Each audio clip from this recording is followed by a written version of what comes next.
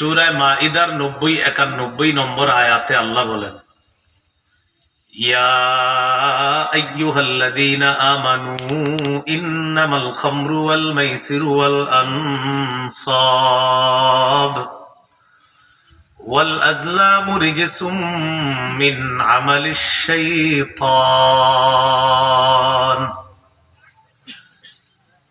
আয়াতে আল্লাহ চারটি বর্জনীয় বিষয় বলছে। 1 নাম্বার, ইন্নামাল খামরু, নিশ্চয়ই মদ। 2 নাম্বার, আল মাইসির, জুয়া। 3 নাম্বার, আল আনসাব, দেব দেবী। 4 নাম্বার, আল আজলাম, ভাগ্য নির্ণয়ক স্বর। আয়াতে আল্লাহ তাআলা চারটি বর্জনীয় বিষয় বলছে।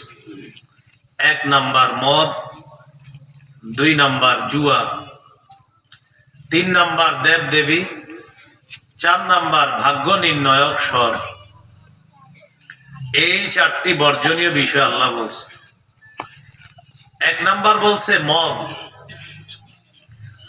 মদ দ্বারা উদ্দেশ্য যত মাদক দ্রব্য আছে সব বর্জনীয়।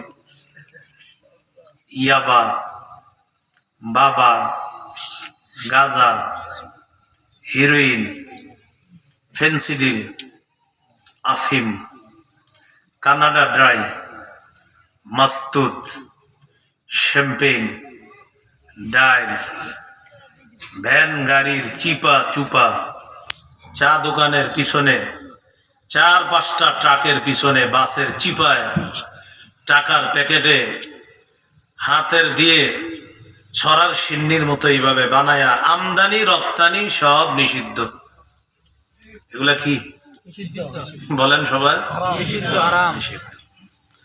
আল্লাহ বলেন, ইয়া আইয়ুহাল্লাযীনা আমানু ইন্নামাল খামরু, হে ঈমানদারগণ, 1 নাম্বার মদ, 2 নাম্বার আল মাইসিরু, জুয়া, 3 নাম্বার আল আনসাব, দেবদেবী, 4 নাম্বার আল আজলাম, ভাগ্য নির্ণয়ক স্বর, রিজসুন। রিজসুন শব্দের অর্থ হলো নাপাক, মিন আমালিশ শাইতান, এগুলা শয়তানের কাজ। এগুলা নাপাক, এগুলা শয়তানের কাজ। ফাজতানিবুহু লাআল্লাকুম তুফলিহুন, এগুলা থেকে বিরত থাকো যাতে তোমরা সফলকাম হও। আয়াতে 4টি জিনিসকে আল্লাহ বললেন নাপাক। কয়টি জিনিস? 4 জিনিসকে আল্লাহ বললেন নাপাক। আওয়াজ বাড়ান না। 4 জিনিসকে আল্লাহ বললেন নাপাক। 1 নাম্বার মদ, 2 নাম্বার জুয়া, নাপাক। 3 নাম্বার আল আনসাব, দেবদেবী মুসলমানের জন্য নাপাক। 4 নাম্বার আল আজলাম, ভাগ্য নির্ণয়ক স্বর, এগুলো মুসলমানের জন্য নাপাক। তো 1 নাম্বার ছিল মদ। হাদিসে আসছে, ক্বালা রাসূলুল্লাহ সাল্লাল্লাহু আলাইহি ওয়াসাল্লাম, লা ইয়াশরাবান্না নাসুম মিন উম্মতি আল খামরা ইউসাম্মুনাহা বিগাইরি ইসমিহা ইউযাফু আলা রুউসিহিম বিল খাইনাতি ওয়াল মুগান্নিয়াত। নবীজি বলেন, আমার উম্মতের একদল মাদক দ্রব্য নিবে, তারা মদের নামটা পাল্টায়া দিবে, মাদক দ্রব্যের নাম তারা পাল্টায়া দিবে। মাদক দ্রব্যের নাম কি করবে? পাল্টায় দিবে। এই জন্য মানুষ মাদক দ্রব্য নিবে, গাঞ্জাখোর গাঁজা সেবন করবে, বলবেন এটা নিষেধ, বলবে মদ নিষেধ, গাঞ্জা খেয়ে নিষেধ। নবী বলছে মাদক দ্রব্য বিভিন্ন নাম দিয়ে নিবি। যারা স্মোক করেন, বিড়ি সিগারেট ইত্যাদি, এগুলাও করেন না। বিড়ি সিগারেটের অভ্যাস যারা আছে ছেড়ে দেন। আগে আমার সাথে বলেন, বলেন দরি, বলেন দরি, জাহান্নামের একটি খাদ্য। বলেন তো দরি এটা কি? জাহান্নামের একটি আল্লাহ তাআলা পবিত্র কোরআনে সূরা গাশিয়ার মধ্যে বলেন, লাইসা লাহুম তাআমুন ইল্লা মিন দরি। জাহান্নামীদের একটা খাদ্য আছে, খাদ্যটার নাম হলো দরি নামক খাদ্য। লা ইউসমিন ওয়া লা ইউগনি মিন জু। আল্লাহ বলেন এটা এমন খাদ্য যে খাদ্যটা স্বাস্থ্য বাড়ায় না, ক্ষুধা নিবারণ করে না। জাহান্নামের একটা খাদ্য আছে দরিয়া নামক খাদ্য, যেটা স্বাস্থ্য বাড়ায় না, ক্ষুধা নিবারণ করায় না। বলেন তো এই খাদ্যটার সাথে দুনিয়ার কোন খাদ্যটা মিলে? আমি বলছি না বিড়ি সিগারেট এটাই জাহান্নামের খাদ্য, বাকি বলছি জাহান্নামের দড়ির সাথে মিলে যায়। বিড়ির প্যাকেটে লেখা আছে স্বাস্থ্যের জন্য ক্ষতিকর, দড়ি নামক খাদ্যটার ব্যাপারে আল্লাহ বলে এটা স্বাস্থ্যের জন্য ক্ষতিকর। ধূমপান যারা করে তারা বলে এটা কখনো ক্ষুধা নিবারণ করে না, এটা তার নেশা। আল্লাহ বলে দড়ি নামক খাদ্যটাও ক্ষুধা নিবারণ করে না। আমি বলছি না বিড়িটাই জাহান্নামের খাদ্য, বাকি বলছি খাদ্যের সাথে মিলে। এই জন্য আর নিয়েন না, এটা টাইনেন না। এই জন্য টানলে বলবেন কি রে এটা কি টানো, দড়ির সাথে মিলে তো। বলবে দড়ি আবার কি, রশি? বলবেন না, জাহান্নামে একটা খাদ্য আছে দড়ি। ওই দড়ি নামক খাদ্য স্বাস্থ্য বাড়ায় না, ক্ষুধা নিবারণ করে না। তুমি যেটা খাইতেছো এটাও ক্ষুধা নিবারণ করে না, স্বাস্থ্য বাড়ায় না। উল্টা প্যাকেটের উপরে লেখা ধূমপান বিষপান, কোন প্যাকেটে লেখা স্বাস্থ্যের জন্য ক্ষতিকর, কোন প্যাকেটে লেখা ধূমপান বিষপান, আর একটা লেখা মৃত্যু ঘটায়। মৃত্যু ঘটায় লেখাটা দেখাও টানে, আপনি নিষেধ করলে বলবে আমি বললে আপনি কি? যারা ধূমপান করে ওদেরকে যদি নিষেধ করেন, ও যদি না শুনে, মানে আপনারা বুঝাইতেছে, আমি বললে আপনি সমস্যা নেই। তাহলে মাদক দ্রব্য সেবন করা যাবে না, এটা বর্জনীয়, এটা গ্রহণ করা পাপ। ধূমপান এটাও সেবন করেন না। আয়াতে 2 নাম্বার নিষিদ্ধ। ওয়াল মাইসির, জুয়া, এটা বর্জনীয়, এটা নিষিদ্ধ। জুয়া কাকে বলে মন দিয়ে শুনেন। আধুনিক জুয়া। রাস্তায় বিভিন্ন চা দোকানের সামনে একদল যুবক ছেলে দাঁড়িয়ে দাঁড়িয়ে খেলা দেখে একজন আরেকজনকে হঠাৎ বলে এই ওভারে 10 রান হবে, হলে এত, না হলে এত। এটা হলো রাস্তাঘাটের চলন্ত জুয়া। খেলার টান টান উত্তেজনা মুহূর্তে বলবে এই বলে 6 হবে অথবা 4 হবে, হলে এত, না হলে এত। এটা চলন্ত জুয়া। আর একটা আছে মোবাইলের অ্যাপসে জুয়া। এই জুয়া ঘরে বসে খেলে, এই জুয়ার অ্যাড দেয়। আবার আমরা যাদেরকে সেলিব্রিটি মনে করি বাংলাদেশের, এরা এই জুয়ার অ্যাড দেয়। জুয়া বর্জনীয়। যে সেলিব্রিটিরা জুয়ার অ্যাড দেয় তারাও বর্জনীয়, সামনে পাইলে জুতার মায়ের গ্রহণীয়। তাহলে আয়াতে 4টা নিষিদ্ধ বিষয়। 1 নাম্বার মদ নিষিদ্ধ, 2 নাম্বার জুয়া নিষিদ্ধ, এটা গ্রহণ করা পাপ। 3 নাম্বার ওয়াল আনসাব, মুসলমানের জন্য দেব দেবী এটা নিষিদ্ধ, এটা নাপাক, এটা পাপ, এটা শয়তানের কাজ। আল্লাহ তাআলা সূরা আনকাবুতের 16-17 নাম্বার আয়াতে আল্লাহ বলেন, ইব্রাহিম নবী তার জাতিকে বললেন ইয়া কওমি ইবুদুল্লাহ ওয়াত্তাকুহু যালিকুম খায়রুল লাকুম ইন কুনতুম তা'লামুন। হে আমার সম্প্রদায়, তোমরা আল্লাহর ইবাদত করো, আল্লাহকে ভয় করো, এটাই তোমাদের জন্য কল্যাণ যদি তোমরা জানতে। মন দিয়ে শুনেন পরে কি কয়, ইন্নামা তা'বুদুনা মিন দুনিল্লাহি আওসানা ওয়া তাখলুকুনা ইফকা। ইব্রাহিম নবী তার জাতিকে বললেন আল্লাহ ছাড়া তোমরা যাদের উপাসনা করো, কিছু প্রতিমা পূজা করো, দেবদেবীর পূজা, ওয়া তাখলুকুনা ইফকা, আবার কিছু মিথ্যা তোমরা রচনা করো। দেব দেবীর পূজা করে আবার মিথ্যা রচনা করে, বলে এই দেবীর এই উপকারিতা, এই মূর্তির এই উপকারিতা, এটা বলে। যারা ওই ধর্ম পালন করে এটা তাদের ব্যাপার, যেহেতু তারা এমন একটা ধর্ম পালন করে, তারা তাদের দেব দেবীর প্রশংসা করা এটা তাদের ব্যাপার। কোন মুসলমান যদি বলে এই দেবীর কারণে আমাদের দেশে এই বছর ফসল ভালো হয়েছে, ইমান শেষ।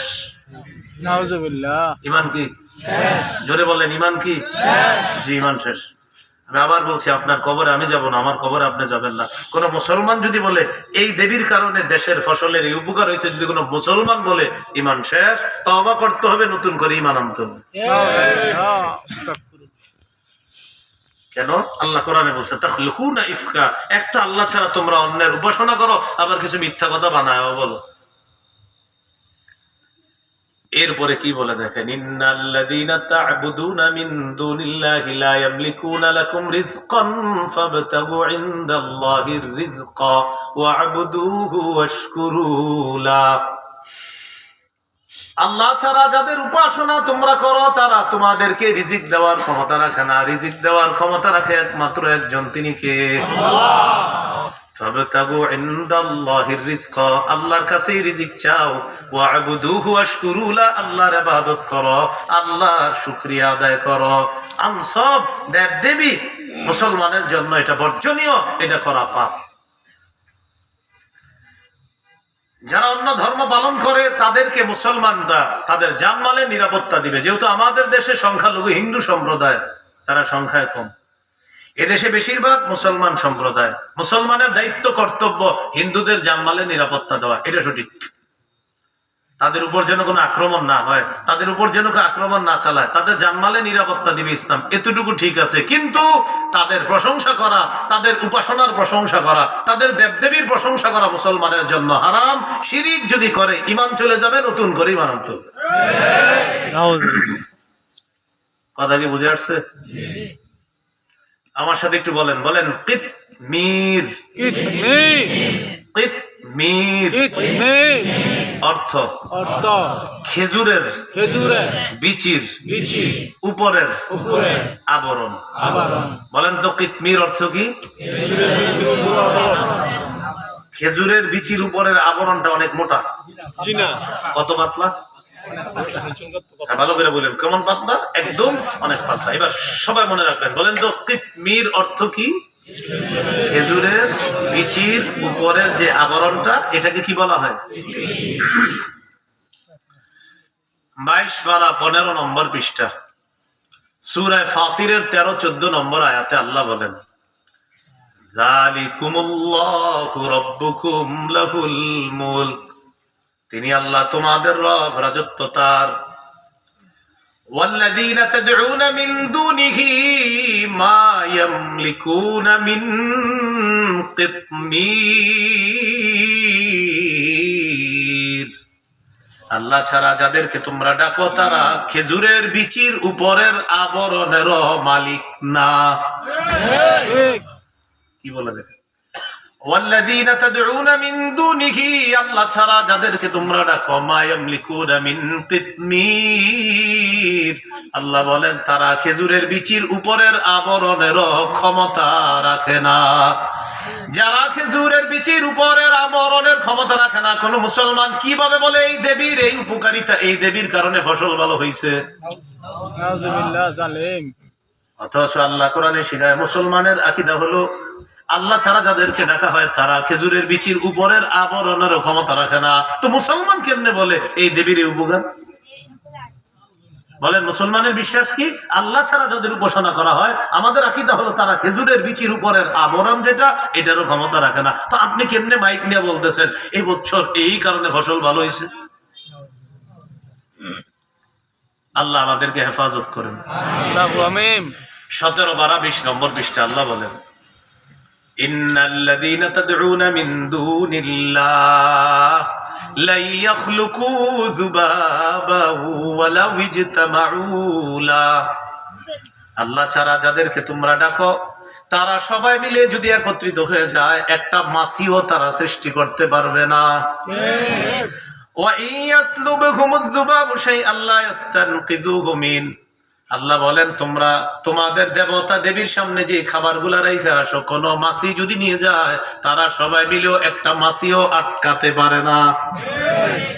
প্রথম কথা, মাছি সৃষ্টি করতে পারে না। দ্বিতীয় কথা, মাছি যদি ওদের সামনে থেকে খাবার নিয়ে যায়, তারা মাছিকে আটকাতে পারে না। তো যার ক্ষমতা মাছি সৃষ্টি করা না, যার ক্ষমতা মাছিকে আটকাইতেও পারে না, সে কিভাবে, যার ক্ষমতা একটা খেজুরের বিচির উপরের আবরণ না, এটা মুসলমানের আকীদা। তো মুসলমান মাইক নিয়ে কেমনে বলে এই দেবীর কারণে এই বছরের ফসল ভালো হয়েছে? আকীদা স্বচ্ছ রাখবেন। আবারও বলছি, আপনার খবর আমি যাব না, আমারটাতে আপনি যাবেন না। কিন্তু আপনার আকীদা যদি এরকম থাকে যে আল্লাহ ছাড়া কেউ ফসলের উপকার উন্নতি করতে পারে, যদি মুসলমানের আকীদা থাকে, মায়ের জন্য প্রস্তুত হন কবর থেকে। সূরা মাইদা আবার চলে যাই, কয়টা বর্জনীয় বলছে আল্লাহ? 4টা। 3 নাম্বার, সব দেবদেবী মুসলমানের জন্য নিষিদ্ধ, বর্জনীয়। সহিহ বুখারীর বর্ণনা 6861 নম্বর হাদিস, আব্দুল্লাহ ইবনে মাসউদ রাদিয়াল্লাহু তাআলা আনহুর বর্ণনা, তিনি বলেন, قال رجل يا رسول الله أي الذنب أكبر عند الله, এক ব্যক্তি আল্লাহ নবীকে জিজ্ঞাসা করলেন, ইয়া রাসূলুল্লাহ, আল্লাহর কাছে সবচেয়ে বড় পাপ কোনটি? নবীজি বললেন আনতাদউ লিল্লাহি নিদ্দান ওয়া হুয়া খালাকাকা, যে আল্লাহ তোমাকে সৃষ্টি করেছেন ওই আল্লাহর সাথে কোন সমকক্ষ ডাকা, এটা হলো সবচেয়ে বড় পাপ। আল্লাহর সাথে কোন সমকক্ষ ডাকা, এটা সবচেয়ে বড় পাপ। সহিহ বুখারীর 6675 নম্বর হাদিসে আছে, নবী বলেন আল কাবাইরু আল ইশরাকু বিল্লাহ, সবচেয়ে বড় কবিরা গুনাহ আল্লাহর সাথে শিরিক করা। সবচেয়ে বড় কবিরা গুনাহ কি ভাই? আল্লাহর সাথে শিরিক করা। আল্লাহ আমাদেরকে হেফাজত করেন, আল্লাহুম্মা আমিন। তাহলে 3 নাম্বার বর্জনীয় দেবদেবী। 4 নাম্বার ওয়াল আজলাম, ভাগ্য নির্ণায়ক স্বর, এটা বর্জনীয়। ভাগ্য নির্ণায়ক জিনিস কি? এদিকে তাকান, হাতের রেখা দেখবে, আপনার রেখা দেখে অনেকে বলবে কিছু সমস্যা আছে। টিয়া পাখি, ময়না পাখি, সাপ আপনার হাতে দিবে, দেওয়ার পরে 500 টাকার নোট থাকলে দেখবেন সাপে নেয়, টিয়া পাখি নেয়। ছোট নোট থাকলে নেয় না। যদি ছোট নোট 3-4 জন দাঁড়াইবে দেবেন একসাথে, বড় নোট কয়েকটা নিবে, ছোটরা আপনার মনে কিছু সমস্যা আছে বলবে। আবার মনে করেন যারটা না নিবে আপনার বলবে কি আপনার কিছু ঝামেলা আছে, আপনি মনে বন্ধুদের সাথে সময় দেন বেশি। আচ্ছা, এই যুগে বন্ধুদের সাথে চলে না এখন? তখন এই ছেলে চিন্তা করে হইতেও পারে আমি তো আসলে বন্ধুগুলোকে সময় দিই। এটা কিন্তু একটা কমন ডায়লগ। তো হাত দেখবে, দেখার পরে আপনার হাতের মধ্যে, আপনি কৃষি কাজ করেন, দেশ গ্রামের মানুষ অথবা অক্ষমে যদি কেউ কাজ করে, ওর হাতে কি দাগ কম থাকবে না বেশি থাকবে? খেটে খাওয়া মানুষ। তো হাত দেখে বলে কি আপনার হাতে এত দাগ কেন? এত দাগ থাকার কথা না, কিছু রাহু আছে, এই রাহুগুলা কাটাইতে হবে। 1201 টাকা, 1 টাকা যেটা, এটা যেন সাদা না হয়, এটা যেন পিতলের কালার 1 টাকা হয়, এরকম নিয়ে আসবেন। 11টা কালো মুরগির ডিম, 4টা রাতার ডিম আনবেন, ভোরের বেলায় পারতে হবে। প্রচন্ড শীতকালে পানির নদী গিয়ে দাঁড়ায় থাকতে হবে। এমনি কইলে রুগী কি মনে করে? হইতেও পারে ভাই, এমনি কয়। এবার নবীজি কি বলে দেখেন, এই যে আপনি বিশ্বাস করে লাইছেন, নবীজি কি বলে দেখেন। قال رسول الله صلى الله عليه وسلم من أتى عرافا أو كاهنا فصدقه بما يقول فقد كفر بما أنزل على محمد صلى الله عليه وسلم।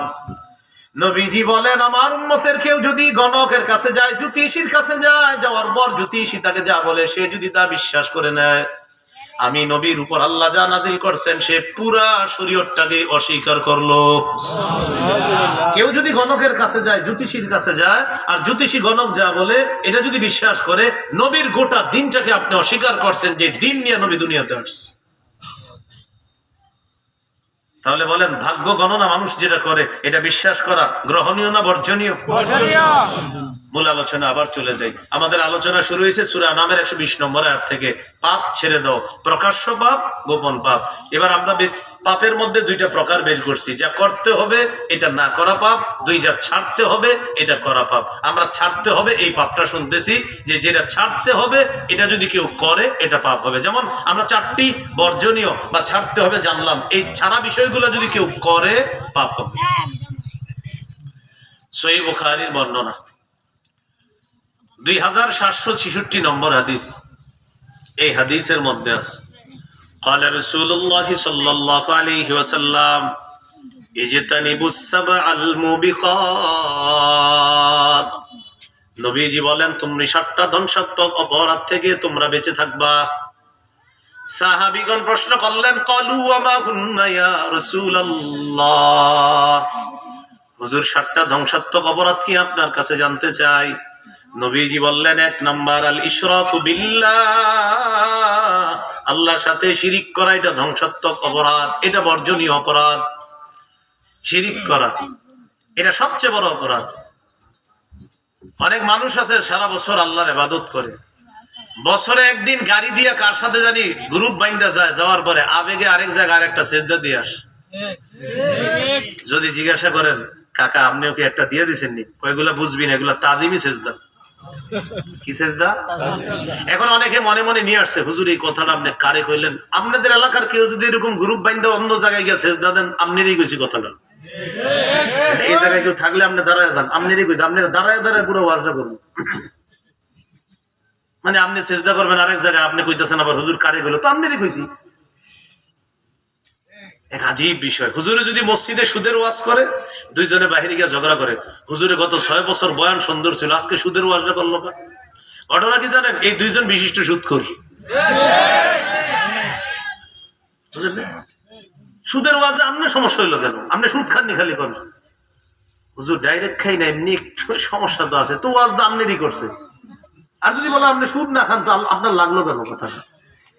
এরকম দেখবেন যে কোনো ওয়াজ আপনি করবেন, ওই পান দোকান চা দোকানের সামনে একদল বসে বলবে হুজুর এই কথাটা মনে হয় আমগর ইঙ্গিত করছে, তো আকাম আমনে করলে তো আপনারই কইছি। কারে কইছে? এরকম কিছু মানুষ পাবেন সব সময় আপনার সাথে মসজিদে ইবাদত করবে, বছরে একদিন গ্রুপ বাইন্দে আরেক জায়গায় গিয়ে আরেকটা মেরা দেয়, ব্যাস সব শেষ। সূরা জুমারের 65 নম্বর আয়াতে আল্লাহ বলেন,